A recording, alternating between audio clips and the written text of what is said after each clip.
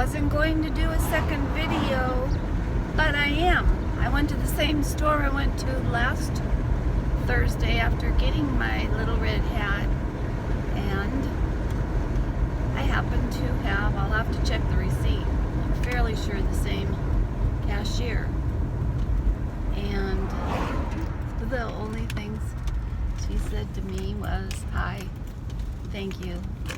And she didn't say goodbye, but she didn't want to look at me.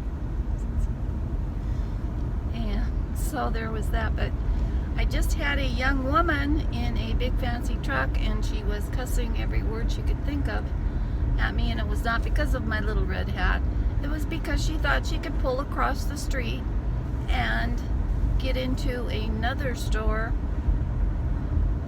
and she wanted me to get out of her way, and I wasn't in her way. And thank goodness I was blocking her way, or she would have gone straight across in that very high rig truck across the curb.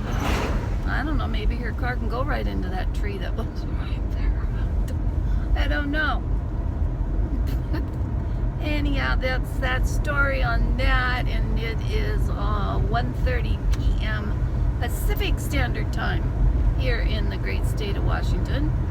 And my message is, I'd like to hear from Marcus Lemonis from the show The Prophet, because I watch you, and I watched lots of you, and I want to know where you stand politically. I'll have to check that out on the internet, because that's where everybody checks everything out. So I will check that out. Maybe I should put my sunglasses on, because these eyes are tired and up since won't say, but I've been up. So, Mr. Marcus Lemonis, the prophet, you seem like a very kind and polite man. So let me know how you stand on my little red hat. What do you think about these little red hats, or blue hats, or black hats, or whatever color? Because I'm interested in. Oh, let's go back to the store I was just in. Met a man who,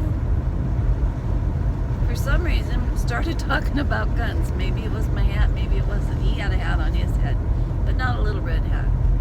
I forget what color. And he started explaining to me about the type of gun if I wanted to buy one. But he was really nice to me. so that's the story there. And I've met in two different stores. I have ran into people with furry babies. Now, they were those little furry babies, and I do like small ones. Just depends on how they've been raised. And there was two little chihuahuas in the one store I was in, and the one I got to pet was named Chica, and she was a cutie. And this last store I was in, the guy was walking into the store, and it was not a chihuahua, it was something part poodle, part something else from Argentina or somewhere. So it was a mix. Cute little guy, poodle-like hair, and just the friendliest. Oh my gosh, his tail started wagging, and he just was all happy. He loves to be petted, and the gentleman coming in the store had him holding him in his arms, and I thought that was real sweet. So, must love dogs. Yes, hashtag must love dogs. So, Marcus Lemonis, you come to the state of Washington, give me advice, because I'd like to go back to work, just part-time. I'm not going to wear heels at my age, but I can type, and I still have my typing skills. And that's how I made real good money right out of high school. Yes, indeed. Went to work in the city of Tacoma right out of high school, and started out at $400 salary per month with full benefits, and what else did we have? We had like maybe an hour lunch break and 2 required 15-minute breaks. And people were good at that office, and it was a great office. I sat right up front, and the owner, or basically he was the owner at another company up in Seattle called LeBeau Haynes, I think it was.